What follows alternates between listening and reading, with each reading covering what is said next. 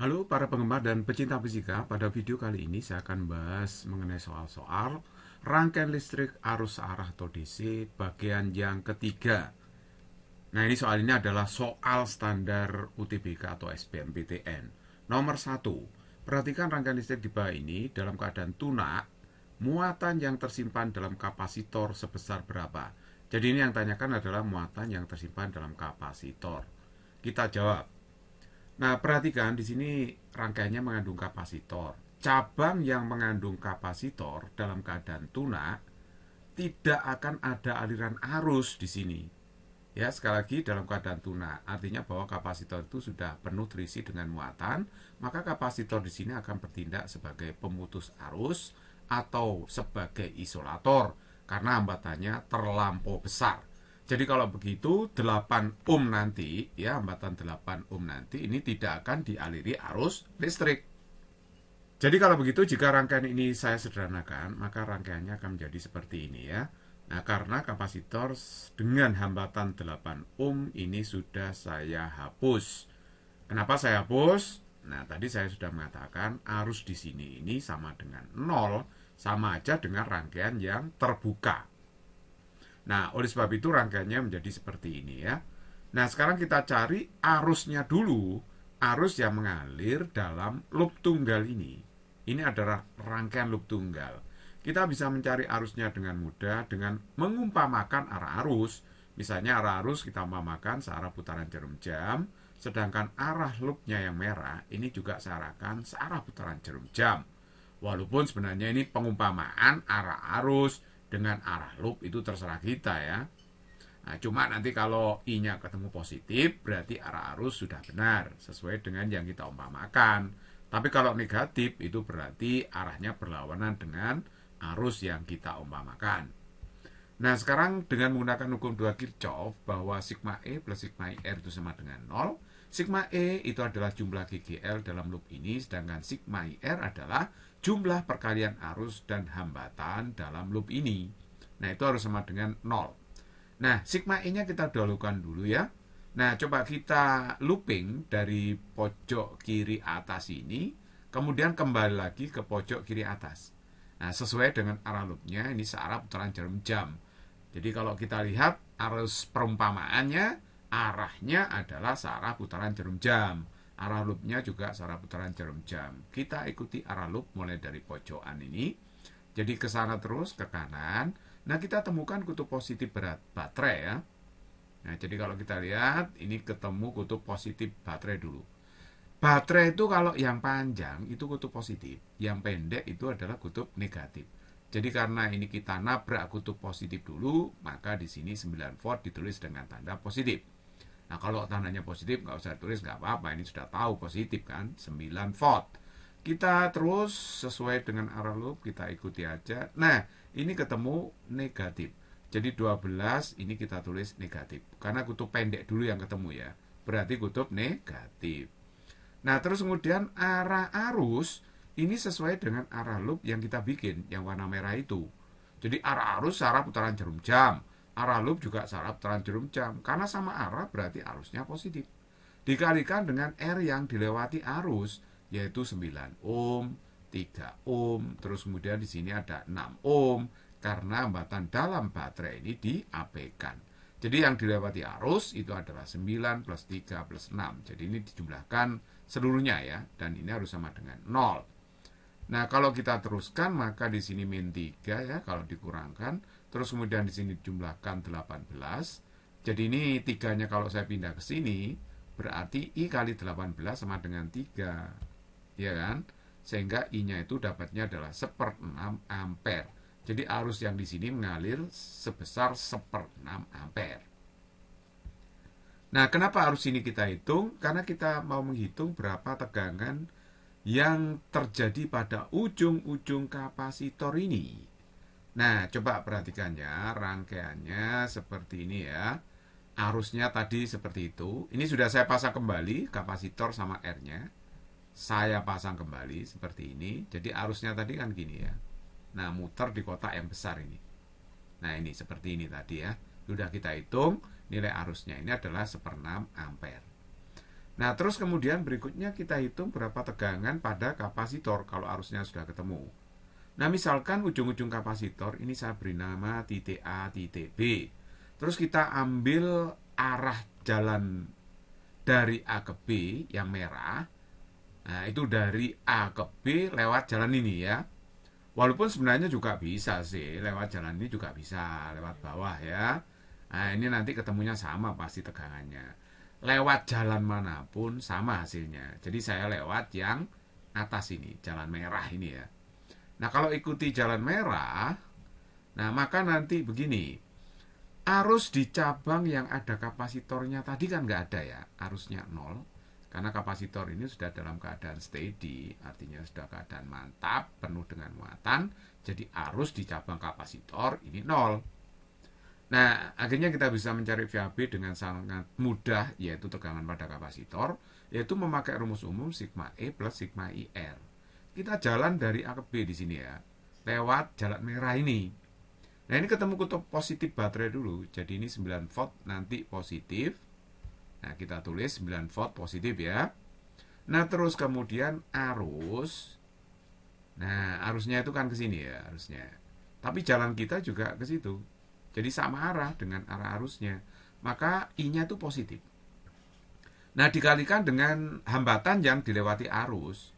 Hambatan yang dilewati arus I itu adalah 9 sama 3. Nah, ini saya jumlahkan. 9 ditambah 3. Nah, terus kemudian arus cabang kapasitornya ini 0 kan. Nah, I aksen ini dikalikan dengan 8. Tapi nanti I aksennya 0. Nah, oke. Jadi kalau begitu ini 9 saya tulis. I-nya 1/6 saya taruh sini. 9 plus 3. Nah, I aksen kali 8 0. Karena I aksennya itu 0. Jadi sigma IR pada cabang kapasitor itu tidak ada alias 0. Nah, jadi ini 12 bagi 6 itu adalah 2 ditambah 9, berarti 11. Berarti kalau begitu simpulannya, tegangan pada ujung-ujung kapasitor yaitu VAB sebesar 11 volt. Jadi kita bisa menghitung muatan pada kapasitor ini dengan rumus C kali V. V itu C kali V ya. Nah, V-nya tentu saja VAB, tegangan pada kapasitor. Nah, kita lalu masukkan C-nya itu adalah 10 mikrofarad, biarkan mikro. VAB-nya adalah 11. Jadi ini hasilnya adalah 110, satuannya mikrokulum. Kenapa mikrokulum? Karena C ini satuannya adalah mikrofarad. Makanya hasilnya adalah mikrokulum. Jadi kalau begitu jawaban yang tepat di sini adalah D. Nomor 2, untuk rangkaian arus DC di bawah ini tegangan antara titik P dan Q berapa? Nah, ini titik P-nya di sini ya, titik P-nya. Nah, ini titik P-nya, titik Q-nya di situ. Nah, coba kita jawab. Ini persoalan yang sangat mudah, tidak terlalu sulit. Saya sudah mengatakan bahwa menghitung tegangan dua titik lewat jalan manapun itu akan sama hasilnya. Jadi saya akan melewati jalan merah ini ya. Nah, saya ikuti jalan merah seperti ini. Lihatlah, jalan merah yang saya pilih ini tidak melewati hambatan sama sekali. Nah, makanya jalan merah ini saya sebut sebagai jalan tol karena tanpa ada hambatannya. Ini sangat menguntungkan kita karena kita tidak perlu mencari arusnya ini. Berapa arus cabangnya. Nah, jadi kalau kita selesaikan VPH ya, itu rumusnya rumus umum ini ya, sigma E plus sigma IR. Nah, rumus ini berguna untuk menghitung tegangan dua titik. Nah, kalau sudah, maka VPG itu sama dengan kita hitung ya. Sigma E-nya dulu, kita mulai dari P ke Q lewat jalan merah ini ya. Mulai dari sini, kita telusuri, seret. Nah, ini ketemu kutub panjangnya dulu, berarti positif. Jadi 6 volt positif. Kita ikuti terus, nah ini ketemu kutub pendeknya, berarti negatif. Kita ikuti terus, ini kutub pendeknya yang ketemu, negatif 3. Kemudian kita ikuti, 2 volt ketemu kutub panjangnya dulu, berarti positif. Kemudian 8 volt ini ketemu kutub panjangnya dulu, berarti positif. Nah, inilah sigma E-nya. Kemudian sigma IR-nya, arusnya kita lihat ini, meskipun ada arus tidak masalah, saya tulis saja I. Tetapi di sini hambatan yang dilewati itu tidak ada. R-nya ini kan nggak ada sama sekali, berarti 0. Jadi sigma IR-nya itu hasilnya 0. Sehingga sebenarnya kita tinggal menghitung sigma E saja. Jadi sigma E-nya itu berarti 6 dikurangi 2 dikurangi 3 itu kan 1. Ditambah 2 plus 8 berarti 10, hasilnya 11. Yang ini 0 sih ya. Jadi kalau begitu VPQ dapatnya adalah 11 volt. Nah, kita tanpa menghitung arus-arus cabang ini. Coba kalau kita misalkan lewat sini, P ke Q lewat sini. Nah, kita pasti akan menghitung dulu arus cabang yang di sini gitu kan ya. Nah, itu merepotkan sekali. Makanya kalau ada soal seperti ini, carilah jalan tol, ada atau enggak. Nah, kalau tidak ada jalan tol, baru kita hitung, ya terpaksa melewati hambatan. Contoh jalan yang melewati hambatan itu kan P ke Q ini lewat hambatan. Ngitung arus di sini. Misalnya lewat jalan ini, P ke Q lewat jalan ini. Nah, jalan bawah ini. Nah, ini juga ngitung arus di sini, gitu ya. Tapi kalau lewat jalan yang merah ini, tidak perlu menghitung arus. Karena sigma IR-nya 0, R-nya yang dilewati tidak ada. Jadi VPQ ini ketemu 11 volt ya, sehingga jawaban yang tepat adalah C. Nomor 3, untuk rangkaian arus DC di bawah ini, dari listrik yang diserap bola lampu adalah berapa? Nah, kita jawab ya.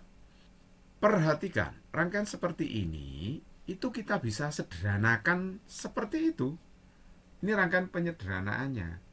Berarti kalau begitu 3 baterai yang disusun paralel itu bisa diganti 1 baterai aja dengan nilai GGL dan hambatan dalam tertentu kan. Nah, ini diganti 1 baterai di antara titik A dan B ini. Nah, bagaimana cara kita menemukan E-nya, GGL yang baru sama hambatan dalam yang baru? Itu sangat mudah. Ini kan 3 ohm, 6 ohm, 2 ohm. Seandainya baterainya nggak ada, itu hanya kawat di sini ya. Hanya kawat saja begitu. Ini lurus kawat, berarti 3, 6, 2 itu kan paralel. Jadi kita paralel dulu hambatannya. Jadi paralel dari 3, 6, 2 itu adalah seperti ini, 1/RP, 1/3, plus 1/6, plus 1/2, berarti hasilnya adalah, disamakan penyebutnya 6 ya. 2 plus 1 plus 3 per 6, hasilnya RP-nya 1 ohm, 6/6 ya. Nah, terus kemudian kita cari VBA. VBA itu berarti kita jalan nanti dari B ke A untuk setiap cabang. Rumusnya adalah VBA sama dengan RP yang kita cari tadi ya, sudah ketemu, dikalikan dengan sigma E per R. Sigma E per R itu merupakan jumlah ya, jumlah dari GGL yang dibagi R setiap cabang ini. Jadi kalau saya uraikan rumusnya seperti ini ya. Jadi RP dikalikan E1 per R1 plus E2 per R2 plus E3 per R3. Nah, RP-nya saya masukkan 1, E1 per R1, kita jalan dari B ke A ya, karena kita mencari VBA. Jadi jalan dari B ke A, kalau mencari VAB, jalan dari A ke B, karena ini VBA jalan dari B ke A. Untuk setiap cabang. Jadi kalau kita jalan dari B ke A, ini ketemu kutub positif dulu, 6. 6 dibagi dengan berapa ini? 3. Loh, 6 bagi 3 ya. Kemudian lewat jalan tengah, berarti ini plus dulu ketemu ya 12. Per 6. Kemudian lewat jalan sini ketemu kutub positif 4 volt dibagi dengan 2 hambatan cabangnya.